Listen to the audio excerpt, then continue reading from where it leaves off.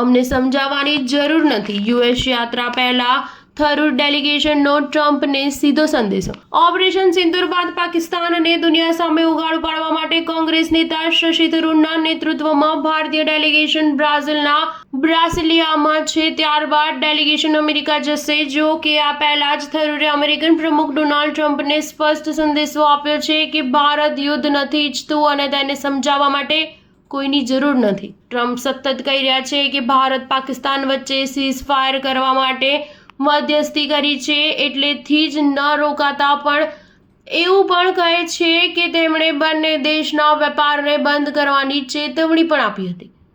થરૂરે બ્રાસિલિયામાં media સાથે વાત કરતા કહ્યું કે અમેરિકન પ્રમુખના પદ માટે અમારા મનમાં ખૂબ જ સન્માન છે અને અમે આ સન્માનને ધ્યાનમાં રાખીને નથી બોલતા, પરંતુ વ્યાપક રીતે કહીએ તો આ બાબતે અમારી સમજ થોડી અલગ છે. અમને રોકવા માટે કોઈને સમજાવવાની જરૂર નથી. જો અમેરિકન પ્રમુખ અથવા તેમના વરિષ્ઠ અધિકારીઓ તરફથી કોઈ સમજાવવાની જરૂર હોત તો તે પાકિસ્તાનીઓને સમજાવવાનું હોત.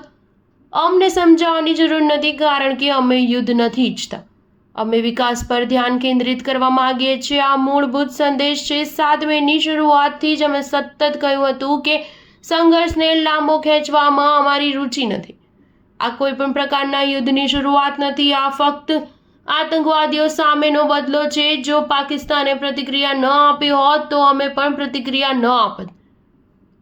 બ્રાસિલિયાની યાત્રા બાદ શશી થરૂરના નેતૃત્વમાં ડેલિગેશન પોતાની યાત્રાના અંતિમ તબક્કામાં અમેરિકા જશે. આ યાત્રાને લઈને તેમણે કહ્યું કે આ એક પડકારપૂર્ણ માહોલ છે. જો કે દુનિયા ન્યૂઝ જનરેટર છે, તેથી અમારી સ્ટોરી કદાચ તેમના માટે સૌથી ઉપર ન હોય, પરંતુ જો અમે તેના ઉપર લોકોનું ધ્યાન આકર્ષિત કરી શકીએ જે દક્ષિણ એશિયાની ચિંતા કરે છે, જે ભારતની ચિંતા કરે છે, જે આતંકવાદ સામેની લડાઈની ચિંતા કરે છે.